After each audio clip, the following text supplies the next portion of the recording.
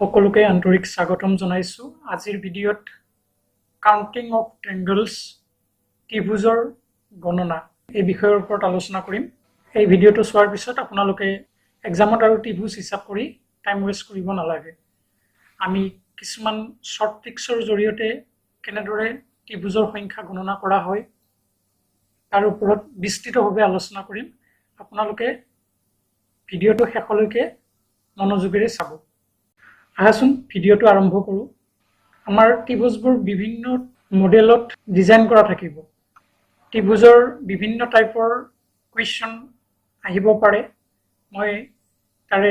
বিভিন্ন ধৰণৰ মডেল বিলাক লৈ আনিছো কি মডেলৰ ত্ৰিভুজৰ ওপৰত কুৱেশ্যন হ'ব পাৰে তাৰ টাইপছ বিলাক মই লৈ আনিছো লগতে শৰ্ট ট্ৰিক্সৰ জৰিয়তে কেনেদৰে কৰিব পাৰি তাৰ বিষয়ে মই আলোচনা কৰিবলৈ ওলাইছো কাউন্টিং অফ ট্ৰায়াঙ্গলছৰ প্ৰথম টাইপটো আলোচনা কৰিবলৈ লৈছো ত্ৰিভুজৰ এইটো হৈছে বেছ এই বেছটোৰ ওপৰত যদি ভাৰ্টিকেল লাইন বিলাক থাকে তেতিয়া হলে আমি এই টেকনিকটো ইউজ কৰিম n * n + 1/2 এই ফৰ্মুলাৰ জৰিয়তে আমি কৰিম প্ৰথমতে আমাৰ যেটো ফাৰ্স্ট ডায়াগ্ৰাম আছে বেসিক কনসেপ্টটো ক্লিয়াৰ কৰাৰ কাৰণে মই এইটো ইজি ডায়াগ্ৰাম এটা দিছো ফাৰ্স্ট আমাৰ এইটো আমাৰ ইয়াতে কেইটা সেকশনত ভাগ কৰা হৈছে ইয়াত এটা দুটা তাৰ মানে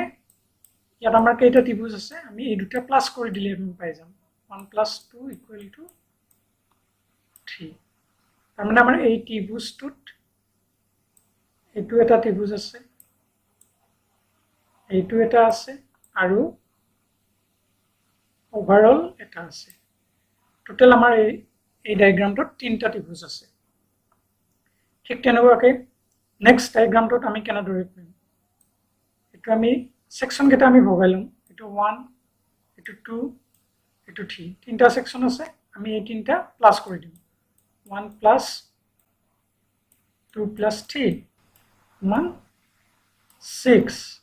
তাৰ মানে এইটো 6টা ত্ৰিভুজ আছে এতিয়া যদি আমাৰ ভাৰ্টিকেল সেকশনত যদি বেছিকে ভগোৱা থাকে তেতিয়া আমি কেনেদৰে ত্ৰিভুজটো কাউন্ট কৰিম আমি লিখি ললো ফাৰ্স্ট যদি আমাৰ পাঁচটাতকৈ যদি বেছি দিয়ে 10টা যদি দিয়া থাকে তেতিয়া আমি কেনেদৰে কৰিম তেতিয়া আমি ডাইৰেক্টলি ফৰ্মুলাটো পুট কৰি দিম n * n + 1/2 n ৰ মানটো কিমান হ'ব 5 এই 5 টো যে হ'ব এটো হৈছে n ৰ মান মানে পাঁচটা আছে টোটাল 5 * n + 1 5 + 1 6 / 2 তো আমাৰ 3 বাৰ গ'ল 15 এইটো হৈছে টাইপ 1 বা মডেল 1 ৰ এনেকুৱা ধৰণৰ যদি ত্ৰিভুজ আমাক হিসাব কৰিব দিয়ে এক্সামত তেতিয়া হলে আমি অতি কম সময়ৰ ভিতৰত আমি হয়তো এনেকে নাম্বাৰ বিলাক লিখি লৈ কিনে প্লাস কৰি দিম আৰু নহলে n * n + 1/2 এই ফৰ্মুলাটোৰ জৰিয়তে আমি ধুনিয়াকে উলিয়াই লম আশা কৰিছো নিশ্চয় ফাৰ্স্ট টাইপটো বুজি পাইছে নেক্সট আমি সেকেন্ড টাইপটো লৈকে আহিছো সেকেন্ড আমাৰ কেনেকুৱা ধৰণৰ ত্ৰিভুজ দিব পাৰে এনেকুৱা ভাৰ্টিকেল সেকশনত ভগোৱা দিব পাৰে আৰু হৰাইজন্টেল সেকশনতো ভগাই দিব পাৰে তেতিয়া আমি ট্ৰায়াঙ্গল বিলাক কেনেদৰে কাউন্ট কৰিম তাৰ কাৰণে আমি কি কৰিম এটো আমি n * n + 1/2 ফৰ্মুলা ইউজ কৰিব লাগিব ইয়াত আমি 1 আৰু 2 লিখি ললো 1 + 2 তাৰ মানে আমাৰ এটো কিমান হ'ব 3 এতিয়া ইয়াতো আমাৰ 1 2 আছে আমি আৰু এটো লিখি নাথাকো আমি কি কৰিম ইয়াত হৰাইজন্টেল লাইন কেইটা আছে ইয়াত এটা আছে ইয়াত এটা আছে দুটা আছে আমাৰ এটো টোটাল দুটা আছে গতিকে এটো আমি 3 * 2 কৰি দিম 3 * 2 কৰিলে আমি এটো পাম 6 ঠিক তেনেকৈ নেক্সট ডায়াগ্ৰামটো আমি চাম আমি সেকশন কেইটা লিখি ললো 1 2 3 তিনিটা আছে n * n + 1/2 এই ফৰ্মুলাটো ইউজ কৰিব পাৰো 3 * 2 = 6 হৈ যাব যদি আমি কৰো 3 + 2 + 1 এটো কৰিলে আমি 6 পাম এটো আমি 6 পালো ইয়াত হৰাইজন্টেল লাইন কেইটা আছে দুটা আছে এটা আমাৰ এটা দুটা গতিকে আমাৰ এটো কিমান হ'ব 2 6 * 2 6 * 2 কৰিলো আমাৰ কিমান হ'ব 12 নেক্সট এই ডায়াগ্ৰামটো আমি চাম এক্সাম লেভেলৰ ডায়াগ্ৰাম হৈছে এইবিলাক এনেকুৱা ধৰণৰ ডায়াগ্ৰামবিলাক এক্সামত দিব আৰু আমি এইবিলাক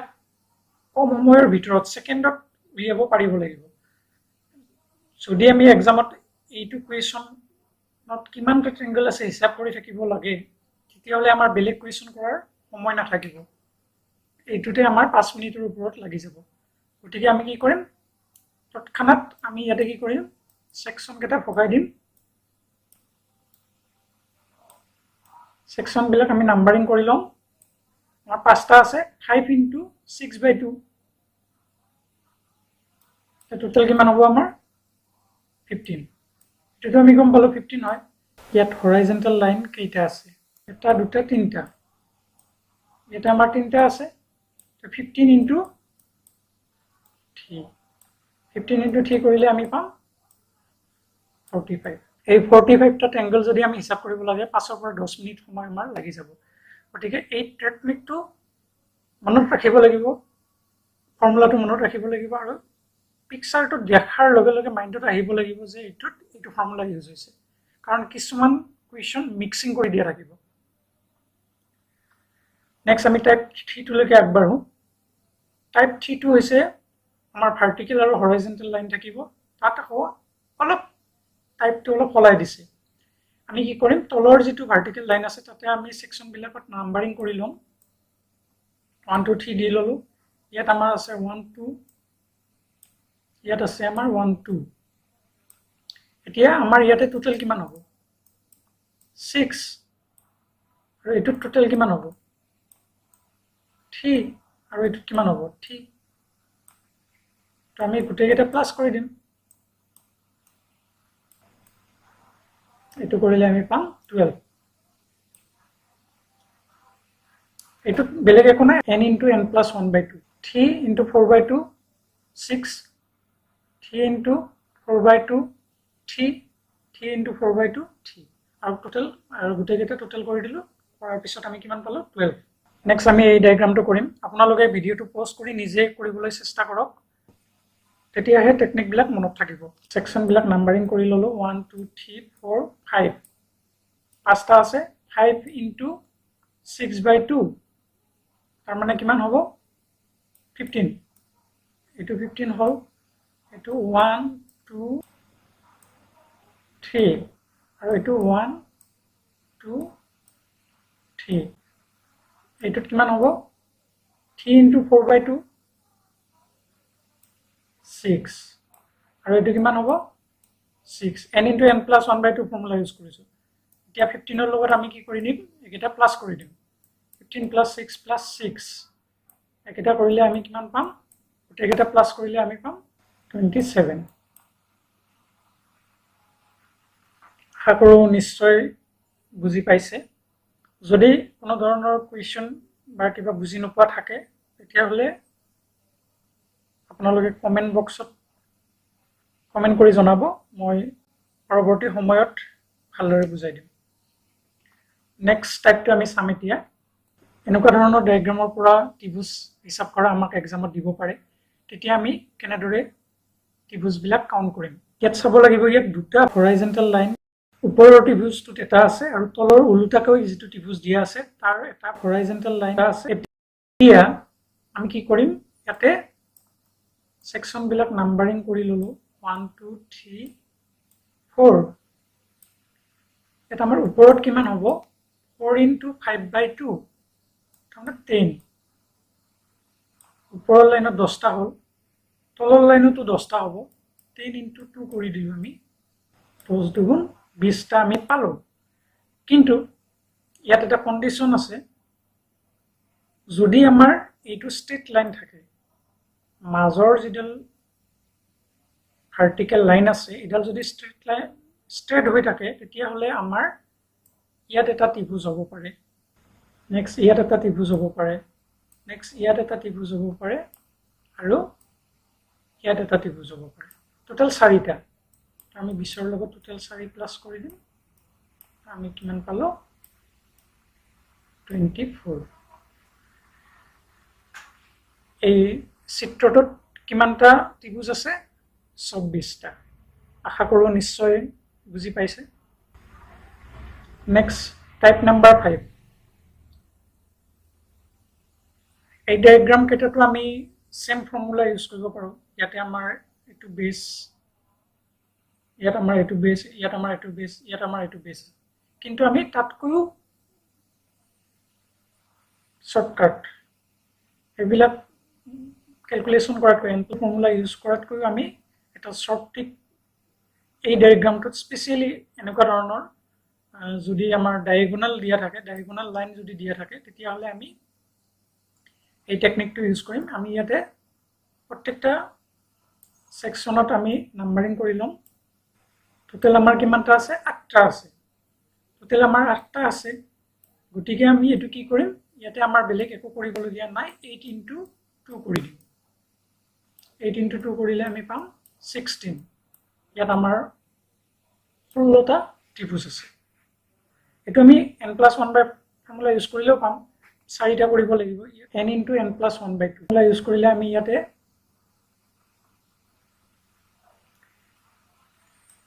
ইয়াত আমি 3টা পাম ইয়াত আমি 3টা পাম ইয়াত আমি 3টা পাম ইয়াত আমি 3টা পাম 3 4 12 আকৌ আমি এটো এটা ত্ৰিভুজ লব লাগিব এটো এটা ত্ৰিভুজ লব লাগিব তাৰ পিছত এটো এটা লব লাগিব আৰু এটো এটা ত্ৰিভুজ লব লাগিব তো টোটাল আমাৰ 16টা হ'ব গতিকে আমি এনেকুৱা ধৰণৰ যদি কৰিব লগা হয় তেতিয়া আমি কি ইউজ কৰিম ৰেক্টেংগল বা স্কয়াৰক যদি এনেকুৱা ডায়াগোনালি ভাগ কৰা থাকে তেতিয়া হলে আমি ডাইৰেক্টলি কিমানটা আছে কাউন্ট কৰি লম আৰু হেইটোৰ ডাবল কৰি দিম এতিয়া আমি নেক্সট ডায়াগ্ৰামটো চাম এটোত আমি দুটা টেকনিক ইউজ কৰিব লাগিব ফাৰ্ষ্টটো আমি গম পাই গলো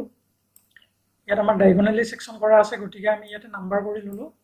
2 3 4 5 6 7 8 তাৰমানে আমি তলৰ কেইটাত গম পালো যে এটোত আমাৰ কিমান আছে 8 into 2 তলত আমি গম পালো 16টা আছে এতিয়া ইয়াত আমাৰ এটো বেস 1 2 এটো আমি কি কৰিম n into n+1 by 2 formula use কৰিম এটো আমাৰ কিমান হ'ব 3টা আছে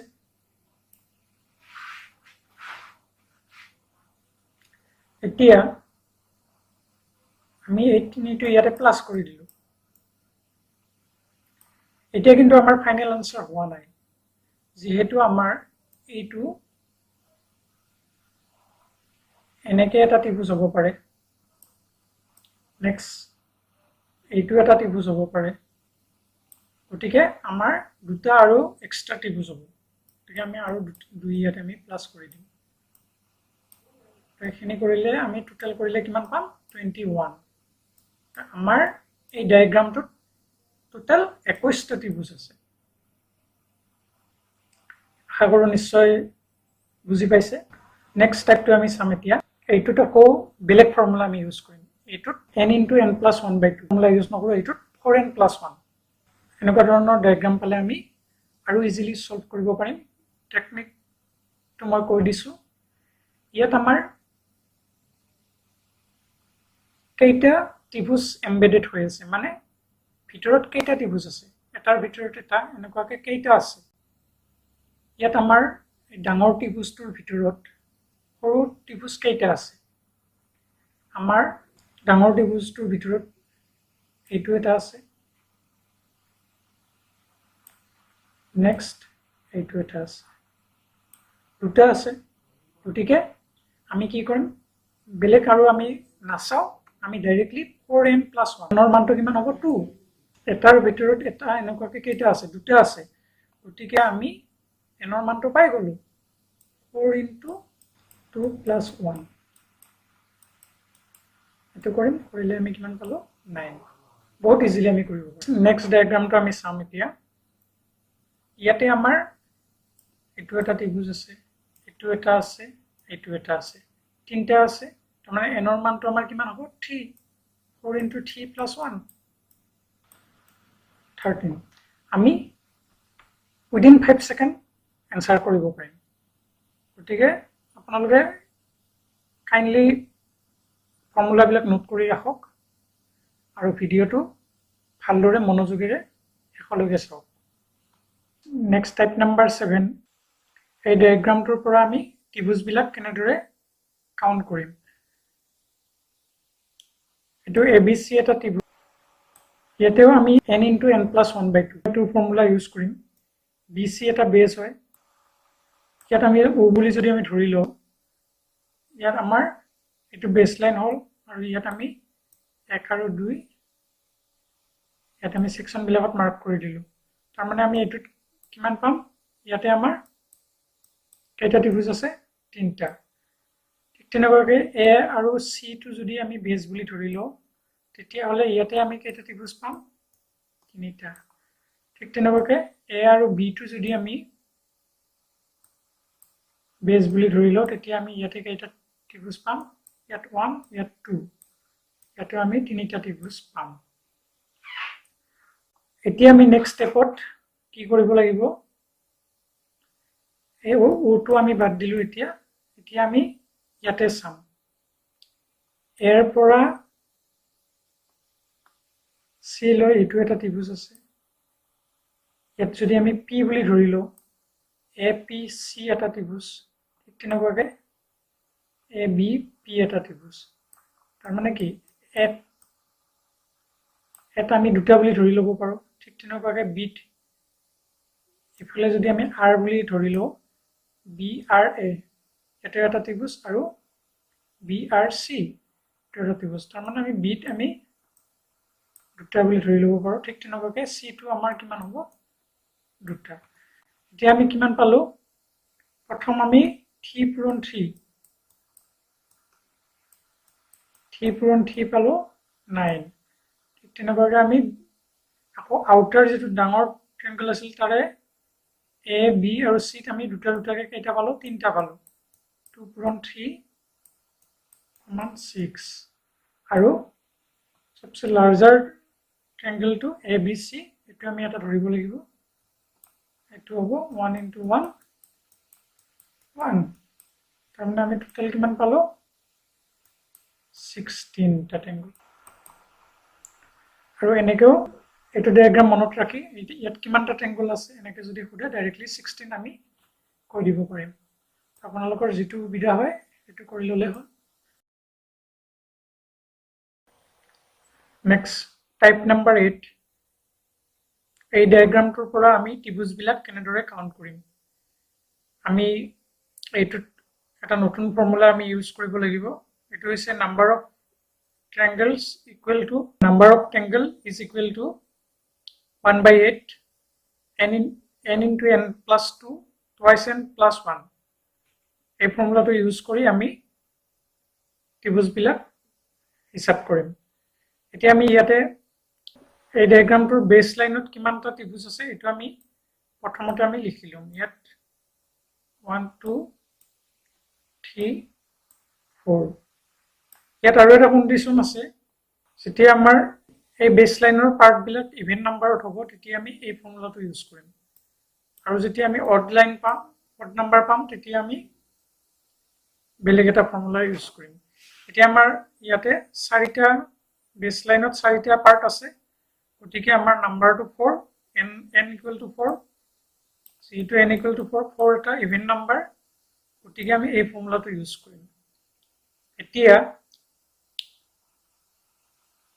এটো আমি কেনেদৰে কৰিম 1/8 to 4 পালো আমি তে আমি এটো ক্যালকুলেশন কৰিম 1/8 into 4 into n plus 2 6 হল আৰু ইফালে 12 twice n plus 1 এটো 9 এতিয়া আমি এটো 4 ৰে 8 ত দুইবাৰ যাব আৰু 2 ৰে 6 তিনিবাৰ যাব 3 into 9 27 আমি ত্ৰিভুজ কিমানটা পালো 27 নিশ্চয় এই ফৰ্মুলাটো মনত ৰাখিলে এনে ধৰণৰ ডিজাইনৰ যেতিয়া ত্ৰিভুজ কাউন্ট কৰিব দিব তেতিয়া আমি ধুনিয়াকে কৰিব পাৰিম